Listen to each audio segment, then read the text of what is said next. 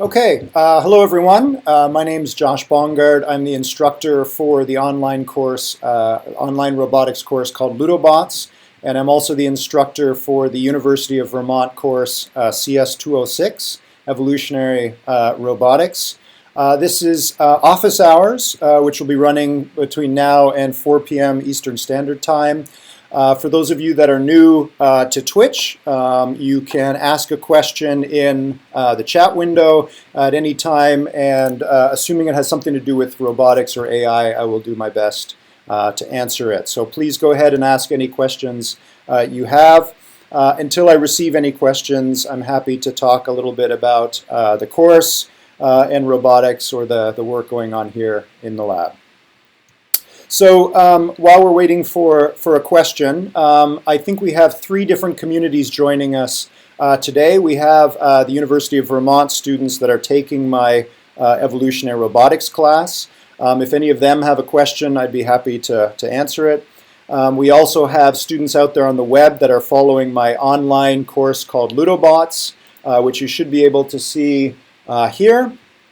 For those of you that are unfamiliar with Reddit, we maintain the online course Ludobots in a subreddit called /r/Ludobots. If you navigate there, you'll see at the top the home page, and the home page tells you a little bit about the course. You'll notice also that there is a number of submissions here. So these are submissions to the online course from either UVM students or the online students. This is a course about evolutionary robotics. So evolutionary robotics is a particular approach to robotics where instead of trying to create robots by hand, we take one step back from the design process and try and create computer programs that will evolve robots for us. So that's evolutionary robotics in a nutshell, and I can talk more about that if people have questions.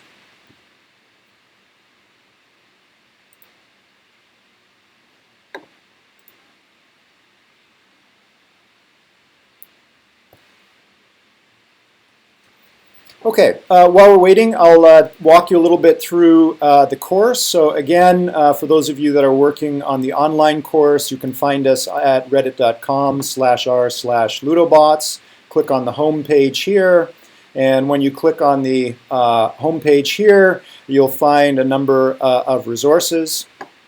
One of the most important ones is the schedule, which you'll find down here.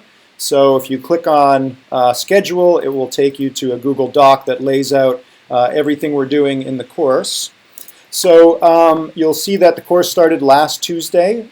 We had an introductory lecture on logistics and why you might choose to study robotics. Last Thursday, we had a lecture on a short history of artificial intelligence and all the different approaches that have been attempted so far to try and create intelligent machines. Okay, you'll notice also for both of the last lectures that there's an associated video lecture. So if you click on these, it'll take you to a YouTube playlist, and you can watch the video lectures at your leisure. And again, I'm happy to answer any questions that came up from lecture last week.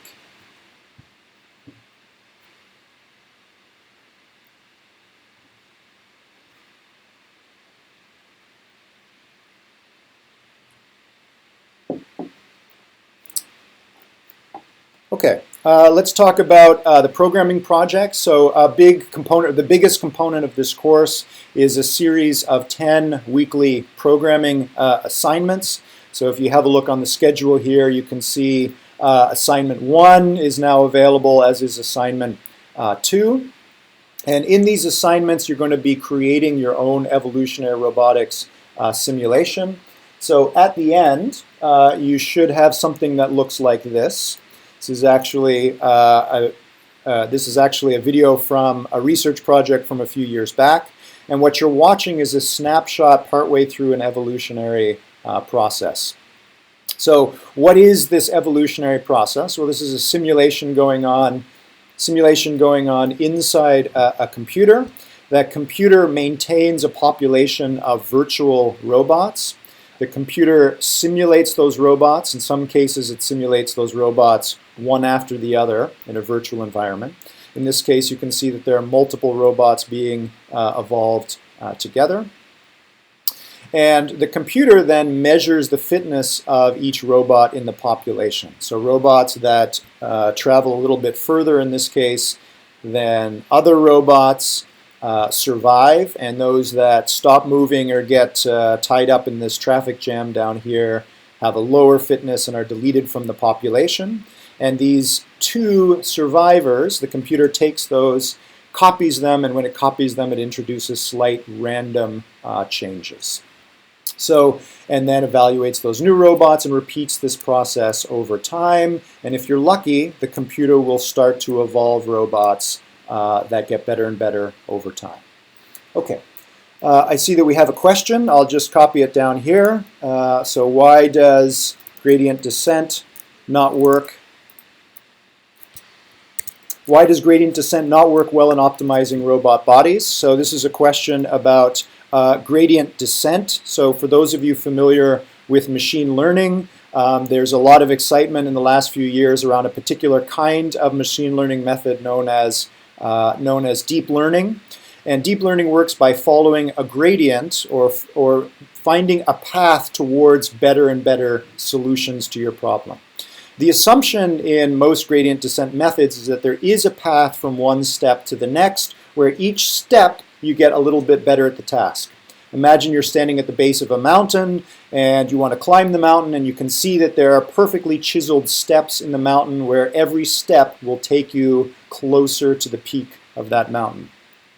Unfortunately, in robotics, that's not usually the case. You stand at the base of the mountain and there is no clear path from where you're standing to the top. So you need to attempt multiple paths up the mountain.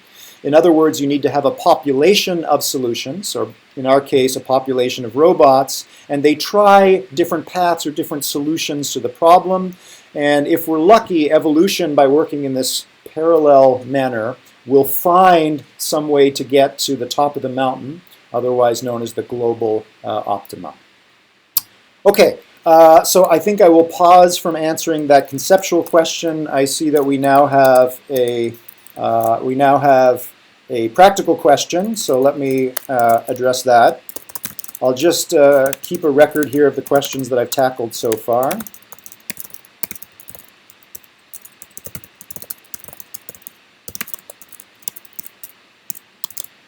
This is a question about installation. Okay, so the question is, I'm working on the assignment called Sensors. So that's a particular programming project, and I'll show you how you find that one. We start back at our at the course home. Click on the home page here. You'll see that it mentions you can get started on the course here, and this will take you to the programming projects. And the first programming project is Connect the Dotbot. The next one is going to have you install a particular robotic simulator called PyroSim. So you can see that's the simulation project. After that is a project about creating the objects which make up your robot. After that is a programming project about joints. So joints like your knee joint or your elbow joint will connect the objects that make up the robot together. After that is a sensors project, and our student is asking a question about sensors. Ufish256 says, I'm working on the sensors assignment. I'm using Windows, but when the program finishes, I can't see the data of the sensors because it only lasts for about 1 second. Is there any way to fix that? Okay, that's a good question. So some of the students that are using PyroSim, some of you are on Mac, some of you are on Linux, some of you are on Windows. I apologize in advance for those of you that are working on Windows. In my lab, most people are either Mac or Linux people, so we haven't been able to work out all the kinks in PyroSim for our Windows users. But I think we found one answer to your question, which has to do with the speed of evaluation. So on Windows, the virtual environment seems to run much faster than it does on Mac or Linux. You'll see in step number 3 of the sensors project, you're actually creating your simulator. We're going to create a simulator that when that simulation starts up, it starts unpaused. And let me actually go to that assignment so you can see this in action. Just give me a moment here.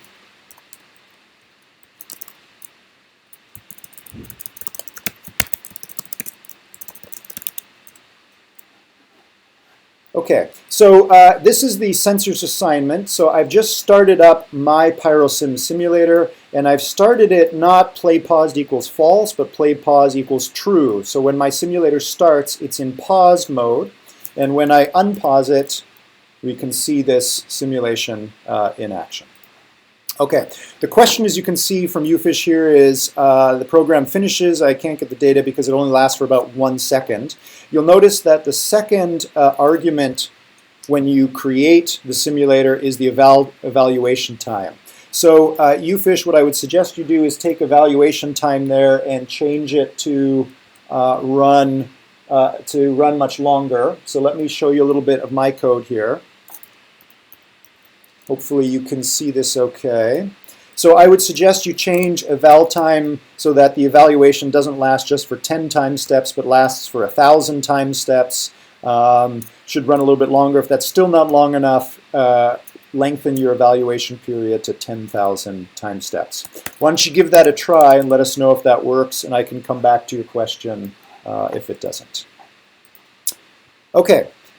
Next question is from ONVT, and the question is, how can I keep my robot from getting stuck? All of the motors stop moving. So this is a good question. For some of you who have gotten far enough that you have a robot that's actually moving, and I will show you such a robot here.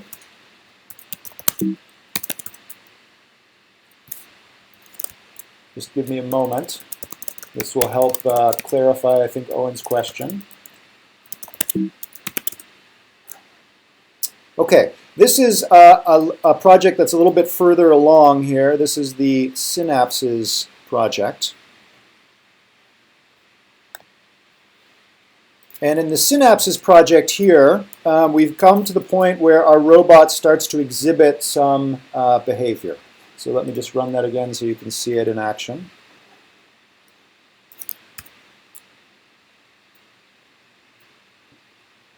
Okay, so why does that occur? Well, the reason that that occurs is because what's happening, and I'm going to switch, I think, now to the whiteboard so I can draw a little bit.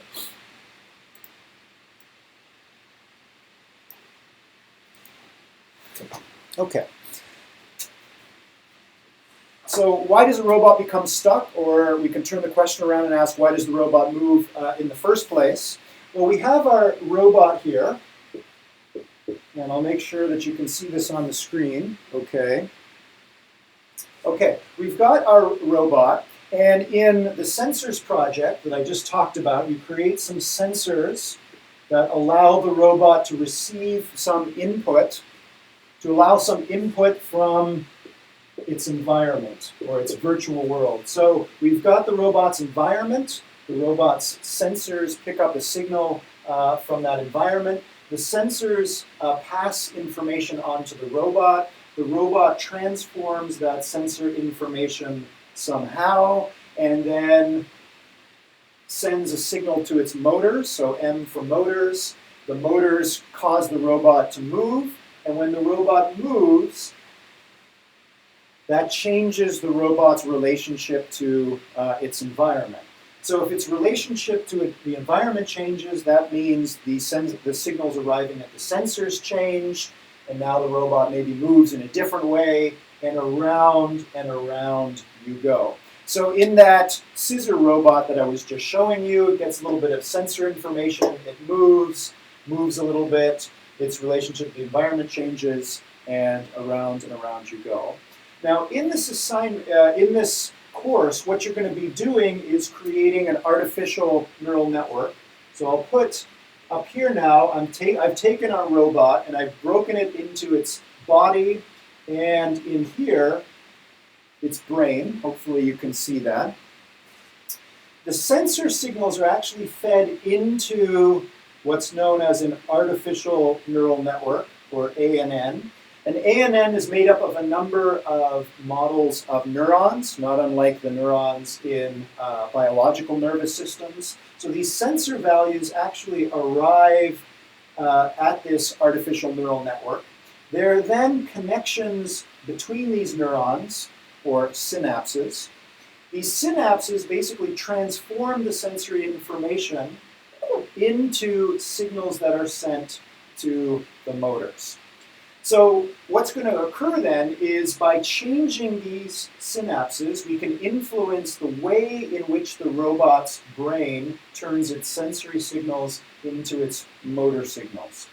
If we set these synapses in a particular way, it might be that the robot does not move, which means its relationship with the environment doesn't change, which means its sensor values don't change, which means its motors don't change, and we get a robot that just stays still.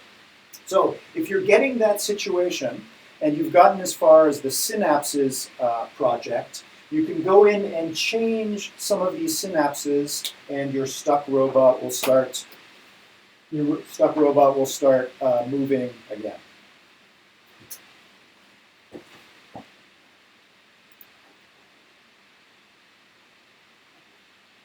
Okay, so what you're actually seeing in an evolutionary robotics experiment, is evolution is trying out an individual robot and then changing the artificial neural network of that robot. And when it changes that ANN, the robot moves in a different way, and maybe that robot moves a little bit slower than its parent robot, in which case the child robot is deleted. If the random change that evolution made to that artificial neural network causes the new robot to move slightly faster or move slightly better than the parent robot, then that child survives into the next generation, and away it goes. Okay, so I see there's some more questions here, so let's move on. Let me see if I can make these questions a little more visible. Okay, there we go. Okay, so the next question is, let's see, is it possible to set the torque of the joints in PyroSim, not using the evolutionary algorithm or the synapses, for example, implementing my own controller on the robot? Thank you. Yes, actually there is a way to do that. It's not explained yet in the instructions, so if you'll just bear with me, I will show you how to do that.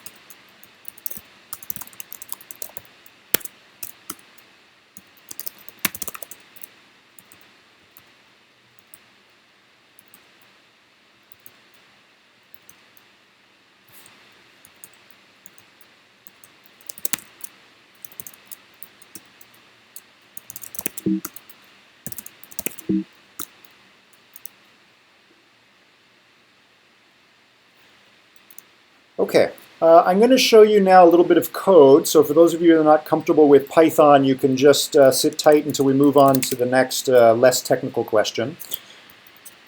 If you've downloaded PyroSim, you will notice that there is one Python program called pyrosim.py. So if you open pyrosim.py, you will find inside there there is a series of commands called, for example, send motor neuron. So again, a motor neuron is a part of an artificial neural network. Basically what it does is build up an output string, and then that string is sent somewhere. So let's go have a look at that function now.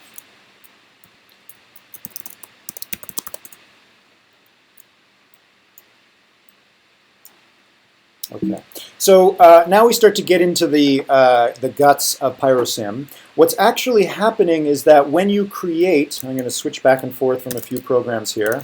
Let's bring up, for example, one of the projects.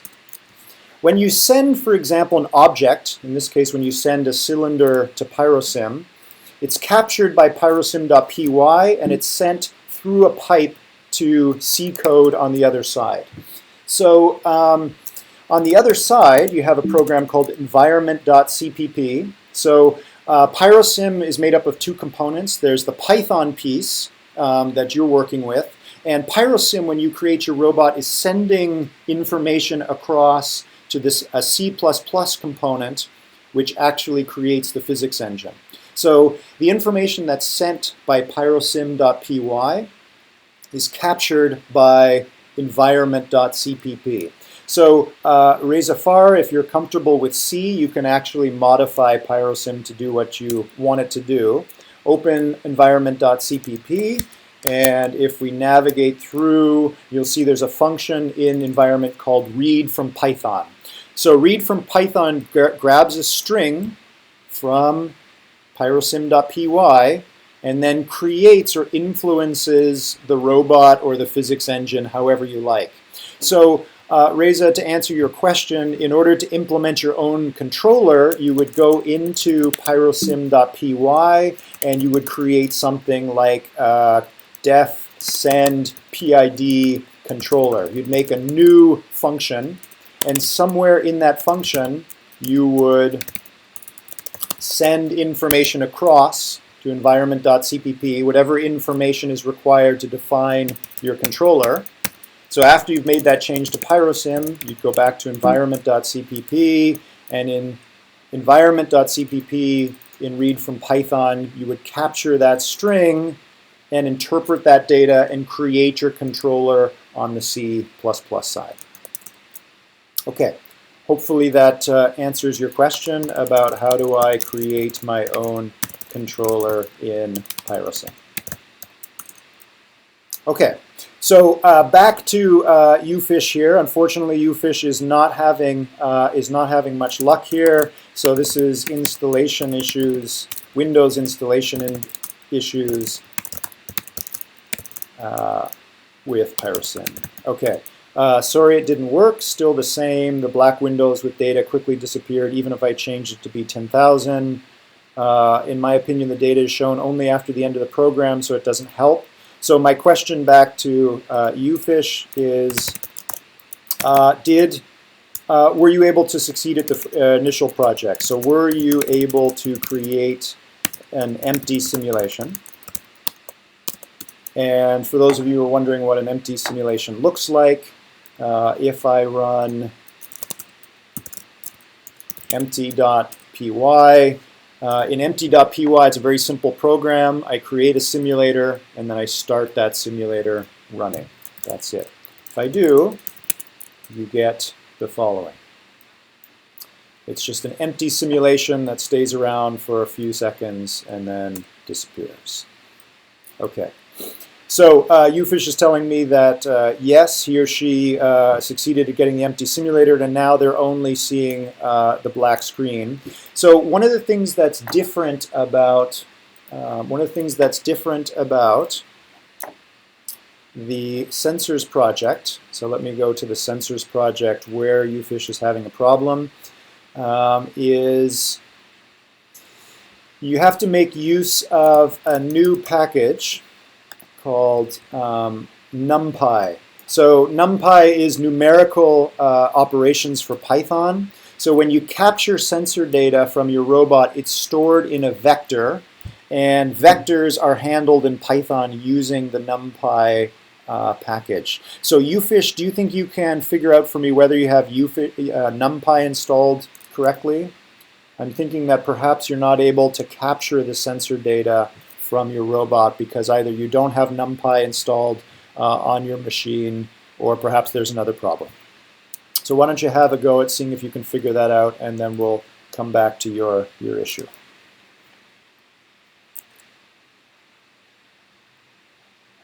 Yes, you have NumPy working on your machine. Okay, so it's not that. Have you reached step 18 where you just print out the sensor data?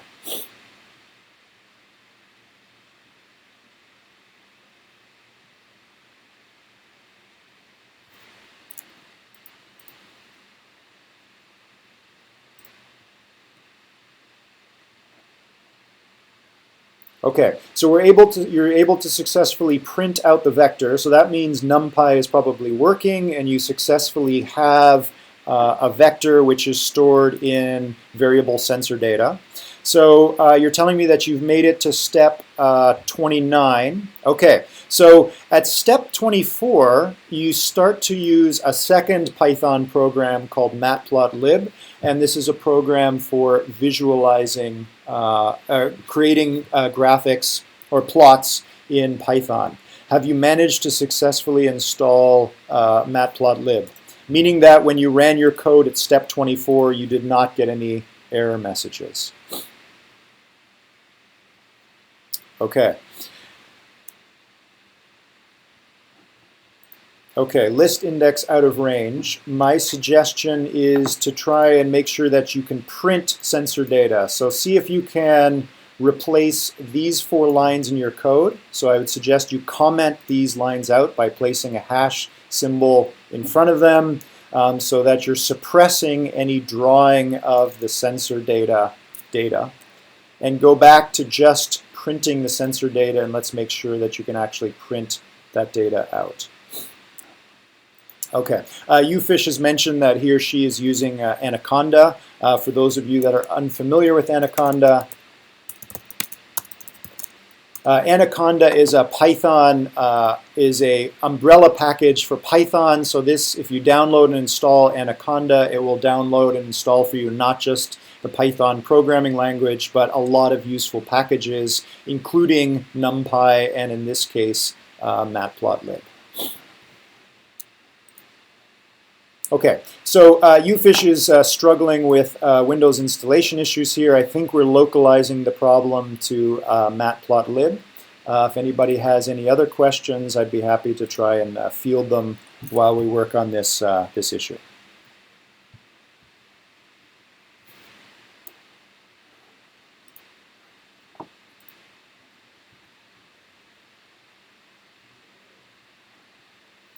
Okay, while we're waiting on Ufish here, let's carry on and talk a little bit more about the course. I'm going to go back to the main page for the course. This is again Ludobots, and we start here. I've already walked you through to the schedule for the course. There is also a syllabus for this course, if I can find it.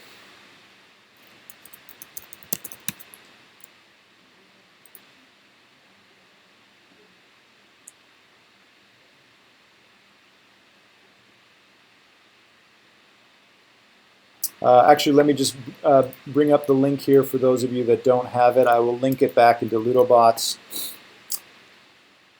So just some other resources for those of you, again, that are following along online. I will post the video from this office hour onto the schedule when I'm done. So again, if you get stuck on any of these assignments, you can watch quickly through the video to see if any other students had the same problem you did. We're using a standard textbook for evolutionary robotics. This is a textbook by Floriano and Mattiusi from 2008 called Bio-Inspired Artificial Intelligence. For the UVM students that are tuning in, you can get a copy, loan a copy, or borrow a copy from the library. For those of you online, I highly recommend this book. It's a great textbook. It doesn't just cover evolutionary robotics. Evolutionary robotics is just one bio-inspired approach to creating artificially intelligent machines. This textbook actually goes through lots of other bio-inspired AI approaches as well. I highly recommend it.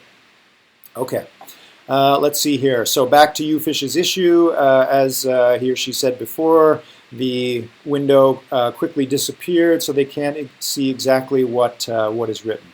So unfortunately, Ufish, this does not look like an issue I can help you with in this setting. So please come and see me in person in my office hours. Come and see the teaching assistant during his office hours. If you're an online student, please email me and we can probably follow up with you about this offline. Apologies, we can't seem to fix this online at the moment.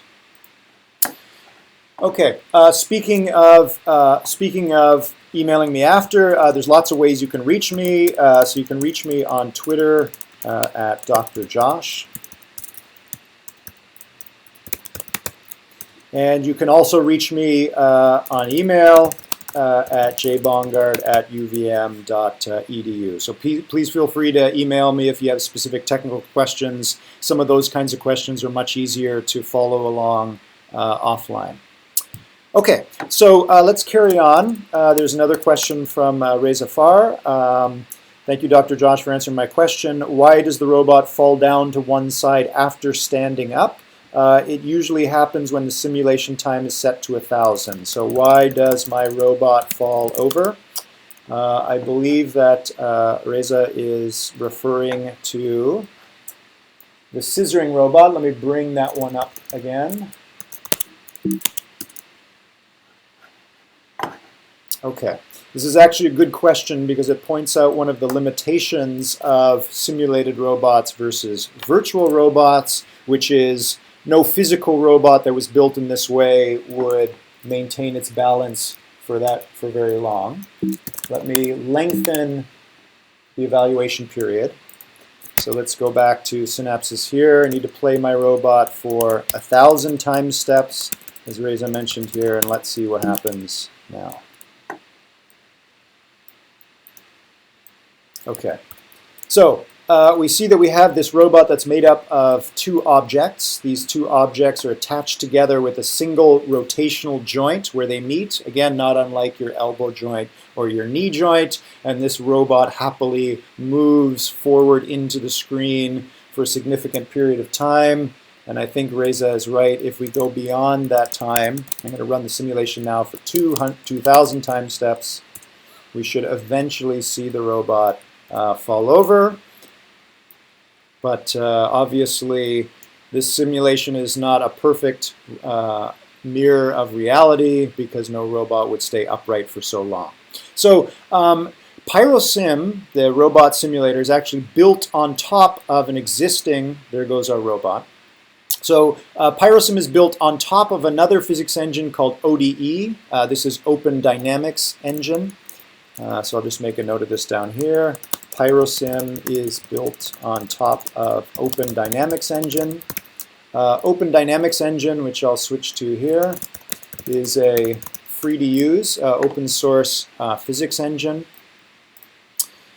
And it's been around for quite a while, very reliable, but like most physics engines, again, it's not a perfect reflection of reality. So in essence, what's going on in a basic physics engine built in Open Dynamics Engine, or PyroSim, we have our robot that's existing in a very simplified world. As you can see, its world is pretty simple. The ground is perfectly flat. There is no air here. This robot is operating in a vacuum. And so there are no other forces acting on this robot other than its own motion, gravity that's pulling the robot down, and friction as it tries to move. There are no small perturbations from wind or slight angles in the ground that cause it to fall over. So this is an obviously oversimplified virtual environment. The interesting thing is that how does it go so long and then fall over? So what happens is Open Dynamics Engine, the underlying physics engine here, is integrating the equations of motion. So for those of you that have taken high school physics, you might remember F equals ma, or force equals mass times acceleration. In here, the physics engine knows the mass and current acceleration of all of these objects. And at every time step, the physics engine computes all the forces that act on that object and applies those forces and computes the new position, or the new acceleration of those objects, and thus their new positions. This is all done with floating point arithmetic way down in the guts of your computer. A floating point number is an approximation of real numbers, so things are not quite perfect. And after enough time of integrating these equations of motion, that slight approximation that comes in, because these floating point values don't have infinite accuracy, a little bit of error creeps in, and eventually your robot will fall over. Okay, a very good question. And a good question not just from a technical point of view, but also from an intellectual point of view. One of the long-term goals of evolutionary robotics is that we would like to try and evolve robots in simulation, and then eventually try and build them in reality. So this is known as crossing the reality gap. And I've gone back to the schedule now for the course, and you can see that in a few weeks' time, we're going to tackle some of the open challenges in the field of evolutionary robotics. And one of the biggest problems or open challenges, I should say, in the field is trying to cross the reality gap. You can imagine that if we took our simulated scissoring robot and 3D printed a physical version of that scissor bot, stood it upright and let it go, it would fall over a lot faster than it does in the simulator. So there's a mismatch between the evolved behavior we see in the virtual robot and what that robot would actually do if we built it in reality. That difference between the behavior of the virtual and physical robot is the reality gap, and there's been a lot of research attempts to improve evolutionary robotics so that now, when we evolve a robot in simulation, and then 3D print it or somehow build it in reality, it's more likely to do in reality what we saw it do in simulation. But again, there's a couple approaches out there. We're going to look at 4 different approaches in this course. Still an open problem. If you have an idea about how to cross the reality gap, we would love to hear from you. Okay, happy to answer any other questions if people have them. So my answer to Rez's question is because physics engine is not a perfect reflection of the physical environment, or the real world, let's say. Okay, for those of you that have joined us a little bit late, just an update. This is office hours for the online course called Ludobots, which you can find at reddit.com/r/Ludobots. Here's all the instructions about how to get started on the online course. Ludobots shadows, so to speak, a course I teach here at the University of Vermont, which is CS206, or Evolutionary Robotics. So we've had a few questions so far. There was a question about the difference between gradient descent, or deep learning, for those of you that are familiar with that idea, and optimizing robot bodies. This is an idea we haven't yet introduced. One of the things you're going to see in this course, regardless of whether you take it online or in reality, is that our evolutionary algorithm is not just going to be tuning the artificial neural network, or ANN, of our robot. It's not just going to be tuning or trying to improve the brain of the robot so that it exhibits some desired behavior. We're going to expand our evolutionary algorithm so that it can also change the body of the robot, the types of sensors and where they're placed on the robot's body, and the distribution of motors. So, of course, what evolution tends to do in biology is not just tune up the brains of organisms, but tunes up or adapts the brains and bodies of organisms together. So I can show you a simulation of what this tends to look like.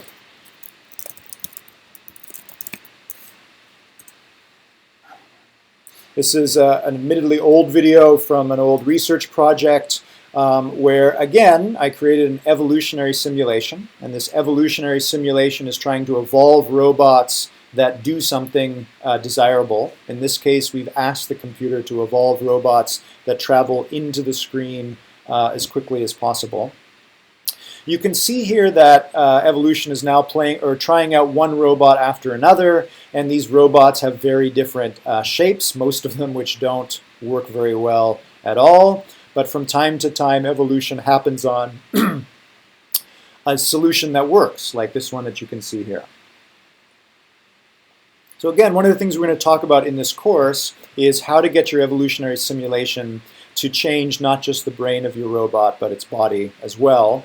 And it turns out that doing that, improving the body and brain of the robot together, is not something that can be easily done by gradient descent machine learning methods like deep learning. That doesn't mean that they can't do it with more research, but that remains to be seen.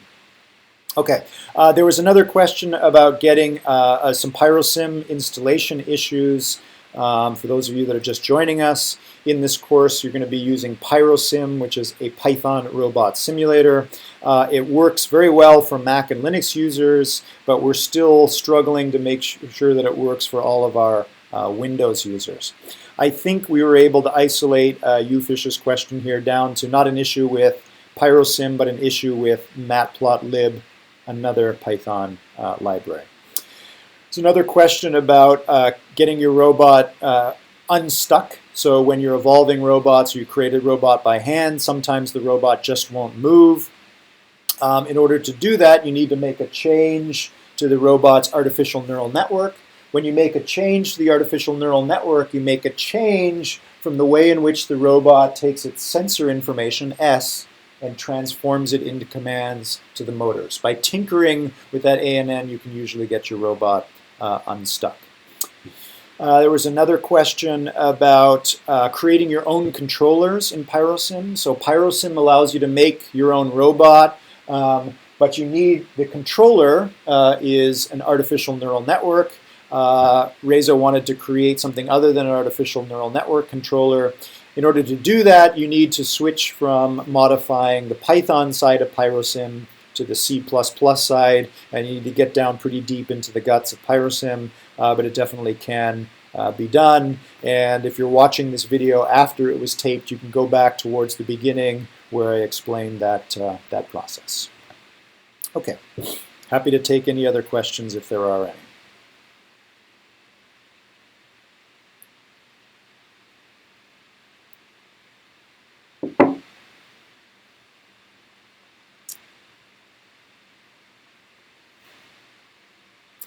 Okay, while we're waiting for some other questions, again, I'm going to point you up to some other resources, again, for those of you that are following along this course. As I mentioned, this is a course on evolutionary robotics. There are a lot of interesting researchers working in this area, and I'd like to introduce you to a few of them. The first person I'd like to introduce you to is Dario Floriano. He is at EPFL in Switzerland. Dario was one of the founding fathers of the field of evolutionary robotics. You can find his website just by Googling his name.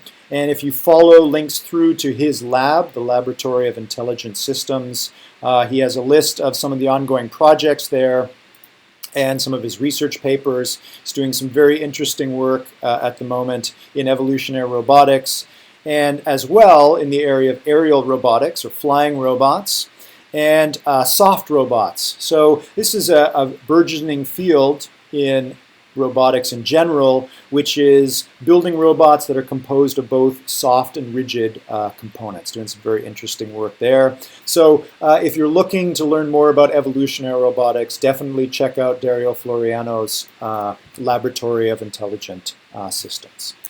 Another important person in evolutionary robotics is Hod Lipson. Hod Lipson was at Cornell. He's now at Columbia. So if you Google Hod Lipson's name, this should take you through eventually to his lab's web pages, which is the Creative Machines Lab. So if again you follow links through to the Creative Machines Lab, again there's a lot of great resources, videos, papers, tutorials on evolutionary robotics.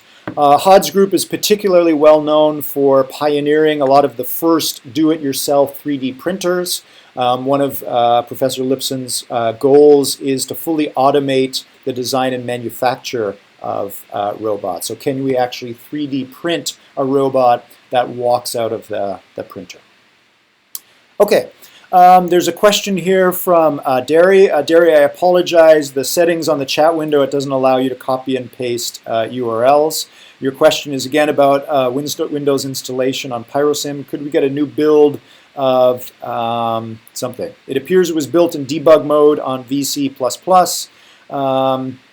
So it looks for the debug DLLs versus the regular VC runtime DLLs. If it could be built in release mode instead, I believe it could solve some of my issues. Okay, that's a very good question. So there's a request for for the release mode Windows binaries. Pyrosim. So the answer is yes, we can supply those for you. Yes, we can supply those for you. One of my graduate students created the debug builds, so I will ask him to create the release mode builds as well, and we'll put that on the GitHub repo. So just keep an eye on the GitHub repo for any updates, and you should then see at the bottom a change in the installation instructions, and that hopefully will do the trick for you. Thanks for that, that request. Okay, so while we're waiting for another question, you're welcome. While we're waiting for another question, again, I was just pointing you to a few websites where you can learn more about cutting-edge research in evolutionary robotics. I introduced you to Dario Floriano, working at EPFL in Switzerland. This is the Creative Machines Lab run by Hod Lipson at Columbia. I'm somewhat biased. I know both Hod and Dario pretty well. I did my postdoc at Cornell with Hod, and we worked on the Resilient Machines project, which you can find here, known as the self-modeling robot. So again, this will be a project that I'll talk about later in the course. Okay, that's Dario Floriano and Hod Lipson. Another figure in the field is Jeff Klum. If you Google Jeff's name and again navigate through to his website, you can find a lot of information here about his research. He runs the Evolving Artificial Intelligence Lab. So again, if you click through to Jeff's lab, you can see he's doing a lot of interesting work in evolutionary robotics. They recently published a very influential paper in the science journal Nature. And again, like our other colleagues, Jeff has a number of publications listed on his website and a number of videos showing off some of his and his group's evolved robots. So definitely something worth checking out. For those of you that are interested in deep learning, Jeff also works on deep learning methods and has been applying or combining evolutionary methods together with deep learning methods. And I think we're going to see a lot of interesting work coming out of Professor Klum's group in the not too distant future. Okay, we've got about 10 minutes left, so if anybody has any other questions, I'd be happy to answer them. Okay, while we're waiting, I've returned to the schedule for the course. So for the students that are taking the course either here at the University of Vermont or online, I'll give you a taste of things to come. Tomorrow morning, we're going to be continuing our discussion of the history of AI, and we're going to look at a particular issue that has arisen in the history of AI, which is this concept of embodied cognition. So cognition and thinking and intelligence is a notoriously difficult thing to define precisely. There are sort of two camps that exist in the AI research world. Those that believe we can create intelligent machines, because machines like us will have all of their intelligence in their head. Roboticists, on the other hand, tend to believe that in order to create intelligent machines, we're going to have to create intelligent and embodied machines. So we're going to have to create machines that are able to reach out with their body, push against the world, and observe how the world pushes back. And that feedback loop, which we've already talked about, act on the world using your motors, or in our case, muscles, and then sense how the world pushes back. The data that's generated by that feedback loop is ultimately going to be the data we need to create intelligent machines. Okay, so it's sort of a philosophical debate between classical cognition approaches and embodied cognition. We'll talk about that in class tomorrow morning. I'll tape the lecture, and for the online students, I'll place it online shortly after class. The three lectures after that, we're going to be talking about the tools of the trade. We've already mentioned a number of them already here today. We've talked about artificial neural networks. So these are models of brains. All of the robots that we're going to be evolving in this course use artificial neural networks to control their behavior. I've spoken very briefly about evolutionary algorithms. So an evolutionary algorithm runs on a computer, and in our case, our evolutionary algorithm is going to inject a number of robots into a physical simulation, a virtual world, measure how well those robots do, delete the ones that don't do very well, and make randomly modified copies of the ones that remain. And if we're lucky, after a few hours of evolution on our computer, we get a robot that does something interesting. Okay, we'll then dig down a little bit more into the history of the field. We'll look at some of the first experiments in evolutionary robotics. We'll then look at a series of experiments that have come to be known as the minimal cognition experiments. What's the simplest robot you could make that when you evolve behavior for it, those evolved behaviors start to look like intelligent behavior? We'll then spend some time talking about locomotion. How do we evolve behaviors for legged robots? And in particular, how do we evolve behaviors for bipedal or two-legged robots? Not an easy thing to do. We'll then have a look at some of the other open challenges in the field. I've already mentioned the reality gap, so evolving robots in simulation that manage to also exhibit that evolved behavior when they're created in the real world. Okay. Evolutionary robotics is a pretty small field. There are only a handful of researchers and students working in this area. One of the big challenges in the field is how do we scale up our evolutionary approaches? How do we evolve robots that are more sophisticated than just a robot that walks from point A to point B? We'll talk about two projects that have been going on in my lab to try and address this issue of scaling up the ambition or the reach of our evolutionary robotics experiments. No robotics course would be complete without a section on collective robotics or robot swarms. What are the additional challenges when we try and evolve not just a single robot, but a population of robots?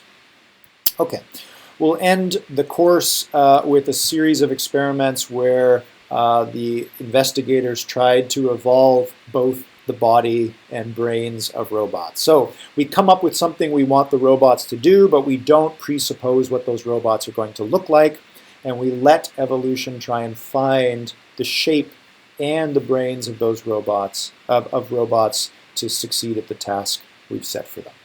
Okay, at the very end of the course for the UVM students, you will be presenting your final projects in class. I mentioned that in this course you'll be conducting a series of 10 weekly programming projects. It's a 14-week semester here at the University of Vermont, so that will leave the UVM students 4 weeks at the end of the semester to take their evolutionary robotics simulation and try and do something new or interesting that hasn't been done before in the field. And of course, the online students, you are welcome to create your own projects and post them.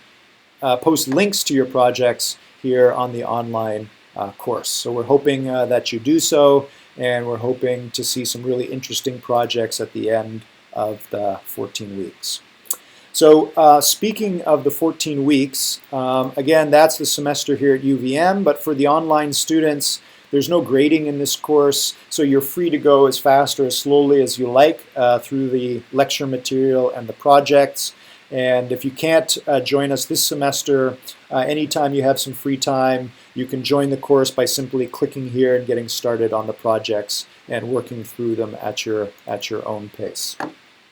My only request, again, is that you post all of your work so that the rest of us can see all of the cool work that you've done. And hopefully by collectively posting all of your ideas and projects here, we can continue to make this Ludobots course better and better for students in the future.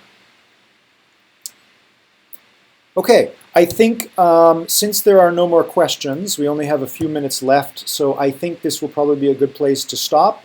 Thanks for those of you that have tuned in. As I mentioned, I've been taping the office hours. I will put it on YouTube and put a link to it in the schedule here, which you can find after the fact. And again, I will be hosting office hours here Mondays, 3 to 4 p.m. Eastern Standard Time, and I hope to see you here next Monday. Thanks very much. Bye-bye.